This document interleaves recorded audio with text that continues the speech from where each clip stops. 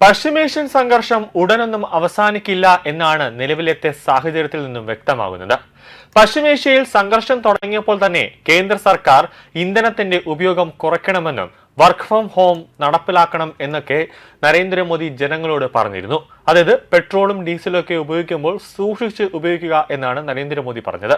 കൂടാതെ പെട്രോളിൽ പകുതി ethanol mix ചെയ്യാനുള്ള നിർദ്ദേശം കേന്ദ്ര സർക്കാർ എണ്ണ കമ്പനികൾക്ക് നൽകിയിരുന്നു. നിലവിൽ രാജ്യത്തെ ആദ്യത്തെ എത്തനോൾ ഇന്ധന സ്റ്റേഷൻ ഡൽഹിയിൽ പ്രവർത്തനം ആരംഭിച്ചിരിക്കുകയാണ്. കേന്ദ്ര പെട്രോളിയം പ്രകൃതിവാതക മന്ത്രി ഹർദീപ് സിംഗ് പുരി ലോക പരിസ്ഥിതി ദിനത്തിലാണ് പുതിയ ഇന്ധന വിതരണ സ്റ്റേഷൻ ഉദ്ഘാടനം ചെയ്തത്. പൊതുമേഖലാ എണ്ണ കമ്പനിയായ ഇന്ത്യൻ ഓയിൽ കോർപ്പറേഷന്റെ ഫുഡ് റോസ് ഔട്ട്ലെറ്റിലാണ് ആദ്യ സ്റ്റേഷൻ പ്രവർത്തനം ആരംഭിച്ചത്. 85% എത്തനോൾ അടങ്ങിയ E85 ഇന്ധനമാണ് വിതരണം ചെയ്യുക. ഡൽഹിയിൽ ലിറ്ററിന് 82.12 രൂപയാണ് വില നിശ്ചയിച്ചിരിക്കുന്നത്. ഇത് സാധാരണ വാഹനങ്ങളിൽ ഉപയോഗിക്കുന്ന E20 പെട്രോളിനേക്കാൾ 20 രൂപ കുറവാണ്. സാധാരണ E20 പെട്രോളിൽ നിന്ന് E85നെ തിരിച്ചറിയാൻ പ്രത്യേകം പേരും ബാൻഡിങ്ങും നൽകിയിട്ടുണ്ട്. എത്തനോളും പെട്രോളും തമ്മിലുള്ള വിലയിൽ വ്യത്യാസമുണ്ടാകും.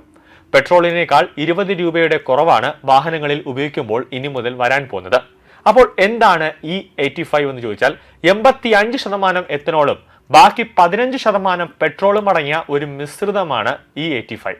ഉയർന്ന അളവിൽ എത്തനോൾ അടങ്ങിയിരിക്കുന്നതിനാൽ തന്നെ ഇതിനായി പ്രവർത്തിക്കാൻ കഴിയുന്ന പ്രത്യേക ഫ്ലെക്സ് ഫ്യൂവൽ എഞ്ചിനുകളാണ് പ്രവർത്തിക്കുക.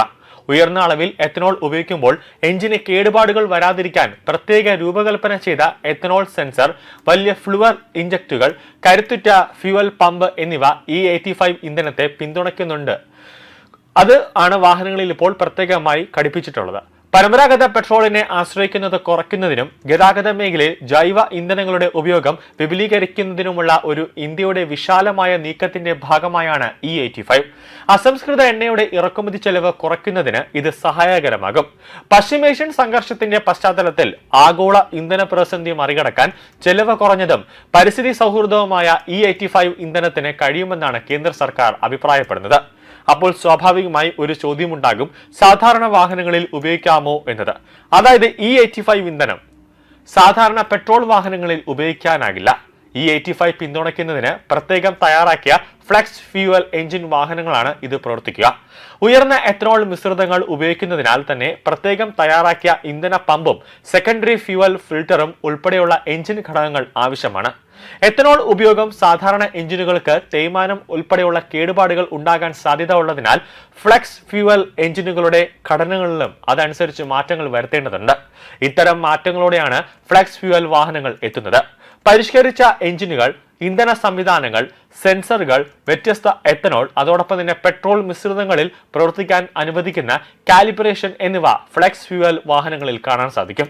നിലവിൽ E85 ഇന്ധനത്തിൽ പ്രവർത്തിക്കാൻ കഴിയുന്ന 3 വാഹനങ്ങളെ നമുക്കുള്ളൂ.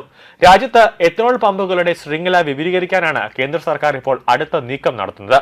പ്രാരംഭഘട്ടത്തിൽ ഡൽഹി, NCR, പൂനെ, മുംബൈ, നാഗ്പൂർ എന്നിവിടങ്ങളിൽ 50 മുതൽ 100 ഫ്യൂവൽ സ്റ്റേഷനുകൾ ആരംഭിക്കാനാണ് സർക്കാർ ലക്ഷ്യമിടുന്നത്. 2026 അവസാനത്തോടെ 500 എത്തനോൾ സ്റ്റേഷനുകളും 2027ഓടെ 5000 സ്റ്റേഷനുകളും ആരംഭിക്കാനാണ് സർക്കാർ ലക്ഷ്യമിടുന്നത്.